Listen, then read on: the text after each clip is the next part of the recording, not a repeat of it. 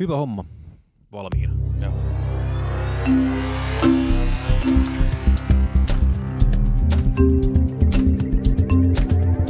Mitä saa, mitä tilaa.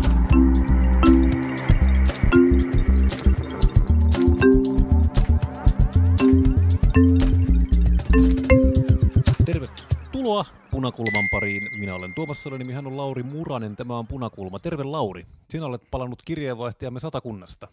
Kyllä, olen siis viimeisen viikon aikana käynyt Länsi-Suomessa kokonaiset 2 kertaa. Tänään me puhumme vähän aikaa Länsi-Suomesta. Sen lisäksi meillä on tässä taas kokonainen kattaus kaikenlaista. On kiinnostavaa tarkoitus puhua tosiaan Länsi-Suomesta, keskustasta, hieman AY-liikkeestä, kenties eläkkeestä, Suomen yrittäjistä, sunnuntai-lisistä ja sitten ehkäpä, en tiedä, bensahinnasta ehkä.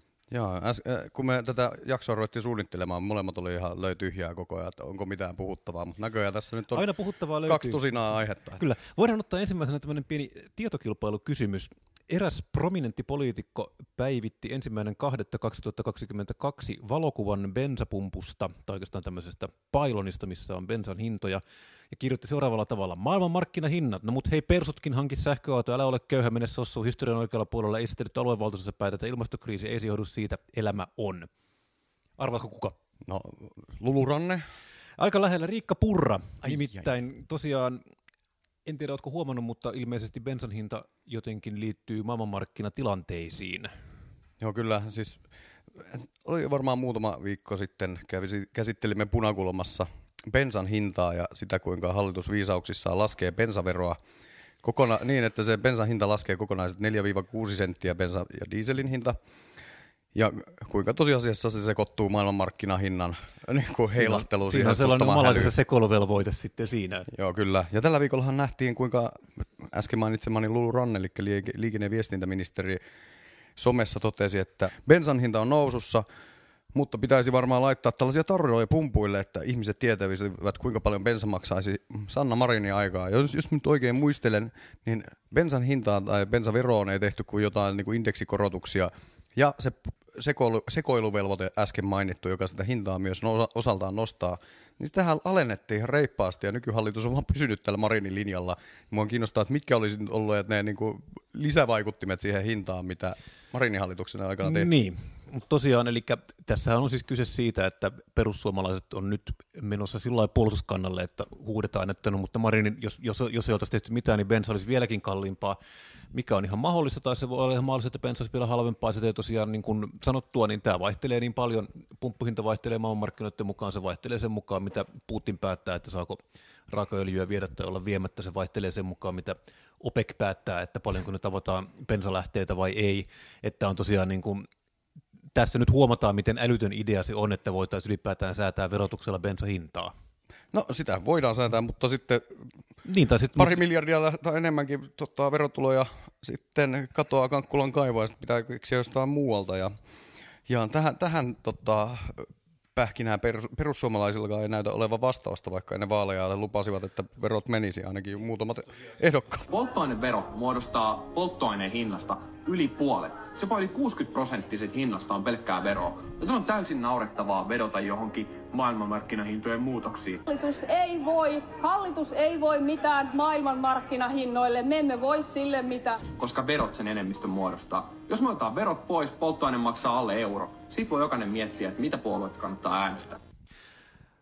Siinä tosiaan keskustelivat perussuomalaisten nykyinen kansanedustaja Joakim Vigelius ja nykyinen valtiovarainministeri Riikka Purra. Ja Vigeliuksen puolustukseksi täytyy sanoa, että nämä vahvat teesit oli esitetty juuri ennen vaaleja, kun äänillä oli suuri tarve. Mutta Ääni oli tosiaan jaossa ja sitten tosiaan hän ei ollut vielä kansanedustaja, mutta nyt sitten niin se mieli näyttää muuttuvan. Kyllä nämä maailmanmarkkinahintojen muutokset kylläkin näyttää koskettavan myös persuja silloin, kun ollaan hallitusvastuussa. Kyllä. Mutta hei, mennään Länsi-Suomeen. Mennään Länsi-Suomeen. Oikeastaan ei mennä enää, sä menit sinne jo. No, kerro, mitä varten olit Länsi-Suomessa? No, olin viikonloppuna Kepun puoluekokouksessa ja itse asiassa tuli eilen päiväreissulla. Olin Suomen eliitin kanssa Olkiluoto 3 avajaisseremoniassa. Ja tässä nyt pieni sarkasmivaroitus tuosta eliittitermistä. Se oli kopioitu Helsingin Sanomien uutisesta, jossa kerrottiin eliitin olevan Olkiluodossa eilen. Ja mä mietin sitä, että jos eliittiin pääsee sillä, että istuu sellaisessa hemmetikuumassa onnibussissa 3,5 tuntia ja juo semmoista taskulämmintä skumppaa, niin sitten on kyllä eliitin niinku kriteerit ihan kohdillaan, että tähän crème de la crèmeen kun pääsee, niin kyllä sitten portit aukeaa sinne sun tänne. Se on eliitti on kuin vanilja-aromi kahvissasi. Mutta täytyy sanoa, että ei tarvitse sitä Olkiluodosta sen enempää puhua, mutta oli se silleen sympaattista, että siellä oli koko rakentajakonsortion niin kuin ranskalaiset ja saksalaiset, suomalaiset tekijät vuorotellen kehumassa toisiaan ja näköjään niin kuin menneet oli menneitä ja täytyy kyllä sanoa, että ranskalaisten kaunopuheisuus voitti kyllä suomalaisten insinöörien suorapuheisuuden. Voi kuvitella, että satakuntalainen suomalainen insinööri pitämässä juhlapuhetta monikansalliselle konsortiolle on ehkä semmoinen, että ranskalainen saattaa voittaa tällaisen kilpailun. Täytyy sanoa, että se oli sympaattista, mutta kyllä ranskalaisilla on jo niin kuin pikkasen ehkä sellaista niin kuin etumatkaa tässä. Mutta Olkiluoto pystyssä soi. Kerropa Lauri, lehdestä luin tämmöisen jonkun mielenkiintoisen jutun, missä tosiaan oli puhetta siitä, että Olkiluotoa ei kuitenkaan ajeta täydellä teholla, koska siinä oli joku tämmöinen niin kuin sopimustekninen syy. Onko sulla mitään tietoa, mikä tämä on? Joo, eli Suomessa kantaverkkoyhtiö Fingrid on vastuussa siitä, että valot pysyy päällä joka ikinen hetki. Ja heidän tehtävänä on myös varautua siihen, että esimerkiksi isoin mahdollinen laitos tippuu pois verkosta syystä tai toisesta, sitä aina sattuu. Ja koska se Olkiluoto 3 on niin iso, niin Suomessa Fingridillä ei ole ollut itsellään näin suurta määrää sellaista kapasiteettia, joka on niin ajattavaa ylös tai ajattavaa alas, joka vastaisi sitä Olkiluoto 3 täyttä tehoa. Niin sitten ymmärtääkseni aikoinaan teollisuuden voima on sopinut, että he itse hoitavat sitten tämmöisen, se on siis 300 megaa ja se on noin, mitä nyt on 5% suurin piirtein tuosta Olkiluodon tehosta, mikä niillä välillä sitten siitä tehosta uupuu, mitä ne ei voi käyttää, se on niin kallista hankkia sitä niin kuin varavoimaa tietyllä tavalla. Että jos Olkiluoto 3 tippuisi verkosta, niin sitten niiden täytyy ajaa sitä vähän niin kuin pikkasen kevyen himmaillen. Okay. Ja tämä on siis rahakysymys. Fingrid ja teollisuuden voima tappelee tällä hetkellä, että kumman homma tämä niin loppu. On niin kuin vastata sitä ylimääräisestä varakapasiteetista. Just näin. Okay. No, rahasta tapellaan niin kuin yleensä. Niin kuin yleensä. No mutta hei, tämä ei ollut suinkaan sun ainoa pistoisku Varsinais-Suomeen. Kerro, olit käsittääkseni keskustan puoluekokouksessa, niin kuin oli tosiaan viime jaksossa puhetta. Oliko soppatykkihinauksessa ja oliko kansallispuku prässissä? No, ikävä kyllä, täällä oli ylimääräinen puoluekokous, niin tämä koko kansallispukularppi jäi tällä kertaa väliin. Mutta kyllä mun täytyy sanoa, että oli vaikuttunut. Oli siellä siis niin kuin olosuhteet huomioiden, siis puhun nyt kannatuksesta, niin tunnelma oli kohtuullisen hyvä. Minä jopa pidin Olli Rehnin puheesta, kun hänet yllättäen valittiin kansanliikkeen edustaja keskustapuolueen presidenttiehdokkaaksi. Ja siellähän tehtiin muitakin valintoja, muun muassa uusi puoluesihteeri Antti Siika-aho. Joo, onnittelut Antti Siika-aholle. Onnittelut, hän on oikein hyvä tyyppi, vaikka kepulainen onkin, mutta täytyy kyllä sanoa, että nämä kuumat otteet, mitä toimittajilla nyt on ollut viime aikoina puoluesihteerivalintojen jälkeen, on kyllä ollut erikoisia. Iltalehtikö se päätti osasi uutisoida, että jotenkin otsikko oli jotenkin entinen kommunisti tai jotain. Entinen kommunisti ja Pohjois-Korea tukija. Joo. Kyllä Antti Siika-aholla on tosiaan nuoruudessa, hän on niin kuin ollut tälläkin Pohjois-Koreankin tiellä, mutta hän ei käsittääkseni ole sitä enää. Hän on tukevasti kepulainen sentristi, mukava mies kaikin puolin, mutta mua jäi ennen kiinnostamaan siis se, että miten sattuikaan sillä tavalla, että kansanliikkeen ehdokas jotenkin vaan kävelee sisään keskustan puoluekokoukseen. Että se on jännittävää, miten tämmöinen pääsi käymään. Joo, no se nyt on, mitä se on, vähän tietynlaista teatteriahan toi on, sama kuin tuolla vihreillä ja niin poispäin. Mika Aaltolalla se on oikea kansanliike, kun ei mitään puolueita ei ole mitään takana. Mutta jos puhutaan vielä näistä nuoruuden harjoituksista, niin onko sulla jotain luurankua kaapissa, jota haluaisit vähän kolisuttaa tässä kuuntelijoille? Ai saakeli, tästä ei ollut mitään puhetta. Ei ollut puhetta, mutta tämä tuli tämmöisenä kierrepallona. Hei, sopiko jos palataan jakson lopulla, niin mä täräytän jonkun. Palataan jakson lopulla. Mä voin ehkä itse jos puhutaan tämmöistä poliittisista kummallisuuksista, niin mulla on vähän kesympi tämä menneisyys. Mun täytyy sanoa, että mä oon kerran äänestänyt muistaakseni Paavo Arhimäkeä vasemmistonuorina. Tästäkään ei ollut puhetta silloin, kun tämä podcasti alkoi. Ei ole ollut puhetta, mutta tosiaan niin kuin, minäkin olen sitten siitä keskustalaistunut sitten tullut niin kuin selkeästi lähemmäs keskiviivaa tästä vasemmistonuori menneisyydestäni. No, miten se sanotaan? Ja se on juuri tämä, että jos ihminen ei ole nuorena vasemmistolainen, niin hänellä ei ole sydäntä, ja jos hän ei ole oikealla sitten tämmöisenä oikeistokääpänä sitten vanhempana, niin hänellä ei ole sitten järkeä, mutta tämä tosiaan kaikille heille, jotka Helsingin yliopistoa tällä hetkellä valtaavat. Täytyy muuten näistä yliopistovaltauksista sanoa, että oli musta mahtava lehtijuttu ikinä, kun näitä yliopistovaltauksia on nyt Suomessa tehty. Ja miksi niitä on siis tehty muuten? Siinä vastustetaan hallituksen leikkauspolitiikkaa käsittääkseni, ja koska nuoriso on aktiivista, niin nuoriso tekee sitten tätä. Mutta musta hauskinta oli se, kun nuoriso halusi sitten vallata myös Haagahelian tai jonkun ammattikorkeakoulun kampuksen, johonka sitten ammattikorkeakoulu oli tiukkana siitä, että kyllä voidaan vallata, mutta mitään ei vallata ennen kuin tehdään tilankäyttösopimukset ja täytetään tilankäyttölomake. Okei, mikä oli sillä että ihana sääntö Suomi iski, että ei täällä miten vaan voi olla, että ei näitä yliopistoja ei voi vallata kuitenkaan sillä ihan niin kuin noin vaan. Mutta on niin kuin valtaukselle oma lomake siis. En mä tiedä, onko valtaukselle, mutta ylipäätään tilankäytölle, että jos tiloissa ollaan virka- ja ulkopuolella, niin tästä pitää tehdä erikseen sopimus ja lomake, että ei täällä nyt näitä miten vaan voi vallata, että kyllä tähänkin on prosessinsa olemassa. Oliko se päivä, kun anarkismi kuoli lopullisesti? Niin, mä tiedän, mutta musta tämä on tavallaan tämmöinen niin kuin suomalaisen yhteiskunnan koheesio ja liima on niin kuin erityisesti tässä nähtävillä, että jos vallataan, niin tässä on paperia, mitä pitää täyttää ensin, ja sitten vallataan yhteisessä ymmärryksessä nämä hommelit. No, hei, mutta yhteisymmärryksestä puheen ollen, tällä viikolla, kuten uutisia seuraavat kuulijamme tietävät, kähinä työmarkkinoilla on jatkunut. Työmarkkinajärjestöt, joissa itsekin työskentelen, vastustavat hallituksen leikkauksia ja työelämän heikennyksiä. Ja tällä viikolla Petteri Orpo tapasi nämä työmarkkinapomot sitten, mutta siellä ilmeisesti puhuttiin käsittääkseni eläkkeistä. Joo, kyllä siellä puhuttiin eläkkeistä, monesta muustakin asiasta, mutta niin kuin ehkä me voimme eläkkeisiin palata myöhemmin tarkemmin näihin sisältöihin, mitä sieltä on luvassa, mutta miljardilla eurolla valtion taloutta tukeva eläkepäätös odotetaan, että työmarkkinajärjestöt pystyvät yhdessä sellaisen esittämään. Ja käytännössä se tarkoittaa joko niin, että maksuja kasvatetaan tai sitten sijoitusten riskitasoa nostetaan. Ja tässäpä se suurin piirtein onkin, mutta oma tämmöinen kuuma ote tai pikatulkinta on se, että kyseessä nyt ei ollut kuitenkaan mikään aivan niin kamalat ratingit, kun ehkä oltiin pelätty, ja varsinkin kun tässä tilanteessa on jo totuttu siihen, että hirveästi ei kysellä, että mitä AY-liikkeessä ajatellaan hallituksen toiveista tai niin kuin näkemyksistä. Joo. Niin sillä lailla ei ollut niin katastrofi. Joo ei, mutta tosiaan tämän yhteydessä sitten on esitetty näitä erilaisia työelämäheikennyksiä hirveän paljon. Ne kulkee tavallaan samaa matkaa, mutta vähän eri raidetta. Ne on sitten Satosen alla. Työministeri Arto Satonen näitä sitten pyörittää eteenpäin.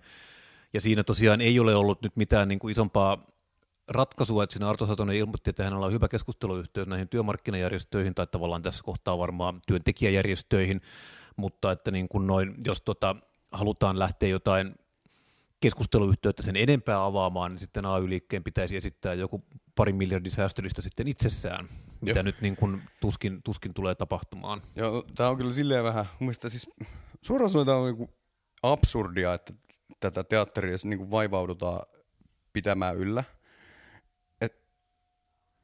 Olen jutellut näiden meidän asiantuntijoiden kanssa, jotka on näissä työryhmissä tällä hetkellä mukana. Et jos sulla nyt vaan lätkästään sieltä niin suurin piirtein se hallitusohjelmakirjaus ja jonkun virkamiehen niin raapustus, että miltä tämä voisi näyttää lakina työryhmälle, jossa ei ole minkäänlaista niin pelivaraa, että miten tätä voisi tästä niin viilata jollain tavalla ehkä niin reilumpaan suuntaan tai tasapuolisempaan suuntaan. Että se vaan enemmänkin käydään niin kumileimasiminen, miten helvetin se on vaikea sanoa. Kyse on siitä, että koko ryhmä on pelkästään kumileimasin sille hallituksen itse jo alun perin kirjoittamalle esitykselle. Niin eihän siinä ole mikään, vaikka olisi kuinka hyvä keskusteluyhteys, mutta jos se ei mene kahteen suuntaan, niin tai jos sillä ei ole mitään vaikutusta, niin ei se mitään iloa kenelle. Joo, ja sitten varsinkin jos puhutaan vielä niin kuin näistä, minkä Juha Sipilä huomasi silloin, kun hän yritti tätä kilpailukykysopimusta, niin siinä tosiaan oli silloin kanssa neuvoteltiin paljon, mutta sitä neuvottelusta ei tullut oikein sit mitään, koska siinä sit ei ollut semmoista aikapainetta tai ei ollut painetta pannussa, että olisi niin kuin saatu jossain kohtaa eteenpäin. Ja mä tavallaan luulen, että vaikka Satonen sanoi, että työryhmä kokoustaa ja miettii näitä ratkaisuja kolmikantaisesti, niin tämmöistä niin kuin painetta ei sinällään pääse syntymään samalla tavalla kuin, niin kuin työmarkkinaneuvotteluissa yleensä, että tästä ei tuskin sitä tulee niin kuin tavallaan neuvotteluteitse valmista. Kun ei ole mitään neuvotteluita. On niin. kokouksessa, jossa käydään käydään asioita läpi, ei ole tavallaan mitään, mistä neuvotella. Vaikuttaa, niin, kyllä. Ei varmasti painetta niin synnykkää. Sen takia täällä ollaan nyt Turulla ja toreilla pitämässä meteliä, kun sitä painetta ei muuten saada sitten aikaiseksi. Mutta hei, mennään tästä eteenpäin. Mennään eteenpäin. Puhutaanko vähän sunnuntaista? Joo, puhutaan sunnuntaista ja sunnuntailisistä. Tässä nyt valmiiksi on nyt kuvainnollisesti ja ehkä jopa kirjaimellisestikin ammattiyhdistysliike työntekijä makaa maassa ja sitä herrat potkii eri suunnilta, niin tästä kaikesta vielä puuttuu se, että Mikael Pentikäinen, joka nyt tunnetaan hienovaraisesta otteesta, niin on ottanut kunnon vauhdit ja oikein kunnon semmoinen hyppypotku munille maassa makaavaa ja ehdottaa tässä tilanteessa. No että... nyt on kyllä kielikuvaa. älä tallaa metaforaa. Mutta joo, kyllä. Siis, yritän tällä sanoa, että hän ehdotti nyt jo tällä viikolla 2 asiaa. Ensimmäinen on tämä sunnuntailisien poisto, että sinne pitää mennä seuraavaksi, ja sitten toinen on tämä työllisyysrahaston purkaminen, mistä ollaan täälläkin puhuttu aikaisemmin, mutta joka tapauksessa... Tästä puhutaan nyt ensin vaikka näistä sunnuntailisistä, ja tätähän itse asiassa käytiin läpi silloin, kun vihreät tätä vähän sillä puolihuolimattomasti esitti puoluekokouksessa, ja sitten se oli vähän semmoinen niin kuin surullinen episodi kaikin puolin, koska kävi ilmi, että kukaan ei ollut oikein ymmärtänyt, miten tämä homma rakentuu. No siis juttuhan menee siis sillä tavalla, että sunnuntai-lisä on asia, joka on säädetty laissa. Aika monet muut palkkakomponentit on säädetty työehtosopimuksissa, mutta sunnuntai-lisä on semmoinen, joka tulee laista. Eli näitä säädetään tavallaan 2 eri reittiä. Et jos sä haluat säätää näitä muita palkan osia tai palkkamuodostusta tai näihin liittyviä juttuja, niin niitä voi säätää työehtosopimuksissa, mutta sitten jos puhutaan sunnuntai-lisästä ja sunnuntain tuppapalkasta, niin silloin pitää mennä muuttaa niin kuin lakia. Se on ainoita näitä palkkajuttuja, mitkä on suoraan laissa. Näitä voidaan kyllä muuttaa. Esimerkiksi teollisuudessahan on niin kuin, tämä palkkasysteemi on rakennettu sillä tavalla, että siellä ei ole näitä sunnuntailisia kovin monella alalla, johtuen siitä, että silloin tavallaan tämä paikallinen sopiminen viety niin kuin sillä maaliin asti, mikä on mahdollista jo nyt, mutta se toki edellyttää sitä, että siinä pitää olla niin kuin, kaikkien pitää olla järjestäytyneitä, järjestäytymisasteen pitää olla aika kova, ja sitten pitää tavallaan kyetä siihen, että sitten sovitaan keskenään toisella tavalla. Ja kai se juttu, mikä vaikka silloin kun vihreät tätä puoluekokouksessa esitti, niin siihen kytkettiin se, että mutta tämän täytyisi sitten näkyä siinä, että vaikkapa jossain kaupan alalla palkat nousevat, ja kun sä et voi sitä laissa määrätä, että tämän täytyy sitten nostaa keskipalkkaa sitten sen verran. Täsmälleen tämä. Eli siis jos niitä säädetään 2 eri paikassa, niin vaikka kaikilla olisi erittäin hyvä tahto ja joulumieli, niin tämä välttämättä ei siirry siihen, että jos eduskunta päättää poistaa niin kuin sunnuntain tuplapalkan, niin sitten tämä valuu sitten niin kuin automaattisesti työehtosopimuksiin, joita neuvotellaan sitten 1,5 vuoden päästä, kun sopimuksia on auki. Ja sitten tämä, niin kuin tavallaan tämä palkkasumma sitten saataisiin niin kuin samaksi. Että tämmöistä mekanismia ei ole, eikä semmoista kukaan voi oikein luvata.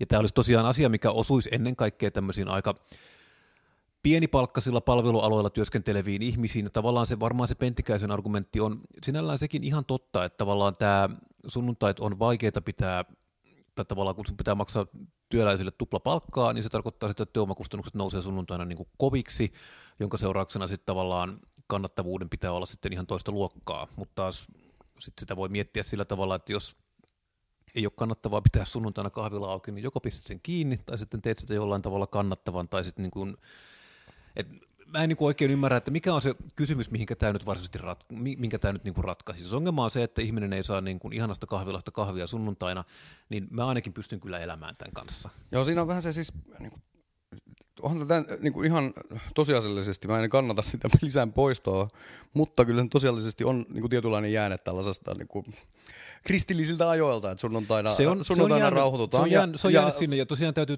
tässä kohtaa siis myös aina muistaa se, että tämä ei suinkaan semmoinen yhteiskunta, joka, no mulla on siis hyvä esimerkki tästä, kun mä asuin itse Ranskassa yhteen aikaan, niin siis siellä tosiaan sunnuntaina kaupat oli auki 2 tuntia, se oli muistaakseni 9–11 oli niin kuin isotkin kaupat auki, ja sen jälkeen ne meni kiinni. Niin. Et siellä ei ollut kaupat auki, siellä ei ollut kahvilat, iso osa kahviloista ei ollut auki, ihan ydinkeskustassa oli muutama turistikahvila, mitkä oli auki, mutta siis se, että tavallaan tämä sunnuntai oli ihan toisella tavalla niin kuin semmoinen pyhäpäivä siellä. Okei, tästä nyt on niin kuin 10–15 vuotta aikaa, mutta niin kuin se, mitä siellä olen käynyt ja kavereiden kanssa puhunut, niin tämä ei ole niin kuin erityisesti muuttunut. Ja sama homma on Saksassa, että ei ole mikään tavallaan niin kuin suomalainen erityispiirre, että meillä on niin kuin sunnuntaina hiljaisempaa. Siis sen niin kuin ajattelin todeta, että se on silleen niin kuin, jos tämän pystyisi toteuttamaan sille, että ihmisten palkat nousee, että ne ei olisi tuosta sunnuntai-lisistä kiinni, niin kyllä se sille on ihan niin kuin oma perustelunsa sille, kun se on, että paikat olisi auki, kun se on niitä harvoja päiviä, kun ihmiset voi kuluttaa. Mutta se, että haluuko ihmiset tehdä sunnuntaisin sitten töitä, jos siitä ei sitä tuplapalkkaa saa, niin se on sitten oma kysymyksensä. Joo, niin siis tämä on juuri tämä, tästä ei ole ihan käsittääkseni välttämättä tutkimusdataa siitä ihmisten kulutuskäyttäytymisestä, että tavallaan kuinka paljon siihen vaikuttaa se, että jos me katsotaan vaikka kuukausitasolla, että käyttäisinkö mä vähemmän rahaa vai enemmän rahaa kahviin, jos kahvilat on auki sunnuntaisin versus, että ne ei ole auki, niin mä jotenkin luulisin, että tämä nyt kyllä niin kuin menee aika lailla nollaan, tai tällä ei ole niin kuin erityistä vaikutusta siihen, että paljonko mä käytän rahaa, mutta täytyy edelleen sitten tosiaan, niin kuin tässä mä muistutan siis sitä, että tämä koskee ennen kaikkea pienipalkkaisia, just niin kuin pamilaisia kahvilatyöntekijöitä, joilla nyt ei, niin kuin, ne ei muutenkaan ole erityisen niin kuin juhlavia ne palkat, niin sitten siinä tämä vuorotöissä, niin tämä sunnuntailisä on merkittävä komponentti. Mutta joo, me tartuimme itse asiassa itse vahingossa tähän Mikael Pentikäisen heittämään syöttiin ja rupesimme puhumaan sunnuntailisistä, mutta siis oma pointti on, miksi haluaisin tästä puhua, on se, että käytin tätä hyppipotku munille vertaustakin kaiken lisäksi, niin on se, että mitäkään tuolla siis mietitään, kun vaikkapa Etelärannassa, johon en nyt laske Suomen yrittäjiä sinänsä, vaikka onkin yrittäjäjärjestö tai niin kuin työnantajajärjestö, mutta joka tapauksessa siitä, että kun tämä valmiiksi on tämä niin julkinen keskusteluilmapiiri varsin tulehtunut ja sitten näyttää siltä, että niin kuin työnantajat ja hallitus on nyt pienituloisen ja työttömän ja niin kaiken kaikkiaan vähäosaisten kimpussa, niin sitten vielä tulee koko ajan niin kuin lisää näitä elementtejä tähän, että eikö mikään riitä, niin voisi kuvitella, että jossain vaiheessa niin jonkun on pakko nostaa käsi pystyyn, että ei tätä voi niin loputtomiin vyöryttää tätä hommaan. Tämä tulee heijastumaan todella vahvasti noihin galluppeihin. Tulee se galluppeihin ja sitten siinä on ennen kaikkea siis se, mihinkä se tulee heijastumaan todella vahvasti, on siis se, että mä luulen, että tässä kävi vähän semmoinen, taisin käyttää tätä kielikuvaa aikaisemmin, mutta kävi kuin Kelju K. Kojotille, tai maantiekiiteelle, joka saikin sen niin kuin kiinni sen, mitä lintua se nyt jahtaa kaiken aikaa, että mitäs nyt tehdään. Koska nyt on se tavallaan se täydellinen tavallaan myrsky syntymässä, että nyt sitten niin kuin ollaan saatu läpi periaatteessa kaikki, mitä halutaan, tai ainakin mahdollisuus on siihen, ja sitten AY-liike vähemmän yllättävästi reagoi tähän sillä tavalla, että tämä on kirjaimellisesti viimeinen taisto. Ja sitten tavallaan, että sit jos puhutaan niin kuin epävarmasta toimintaympäristöstä, niin nyt sitä kyllä niin kuin todellakin saa. Mutta selkävoittoa ei kannata politiikassakaan koskaan hakea, mutta tuntuu siltä, että tämä viikko on ainakin minusta ottamassa selkävoiton. Mukavaa, Lauri, kun pääsit tänne kanssani, ja vielä mukavampaa, että voidaan lähteä viikonlopun viettoon. Toivottavasti siellä kotikatsomoissanne ja kuulottimienne ääressä pääsette kanssa rentoutumaan. Hyvää lauantaita. Mitä, Lauri, ajattelit tehdä? Ja äläpäs nyt muuten karkaa. Kysymys oli vielä siitä, että minkälaisia poliittisia luurankoja sulla on kaapissa. Ensimmäinen työpaikka, mistä sain kuukausipalkkaa, oli silloisella Helsingin rakennusvirastolla töissä. Kas. Ja silloin oli niin kuin tosi tyypillistä, että ihmiset poltti tupakkaa.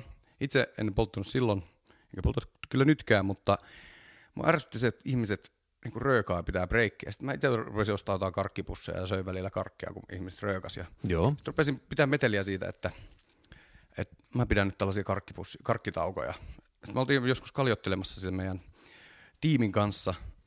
Se mun, ei se ollut varsinainen esimies, mutta kuitenkin ylempi henkilö siinä totesi mulle jossain vaiheessa kaljapäissä, että sä oot, Lauri, aivan hemmetin paska duunari, että miten sä voit tällaisia karkkitaukoja pitää. Se meni tosi pahasti iho alle. Mä menin vessaan siis itkemään. Mä en tiedä, onko tämä mikään luuranko, mutta minusta on hauskaa, että mua on kutsuttu paskaksi duunariksi ensimmäisessä duunipaikassa, vaan sen takia, kun mä yritän pitää vaan huolen siitä, että mulla on samat oikeudet kuin muillakin.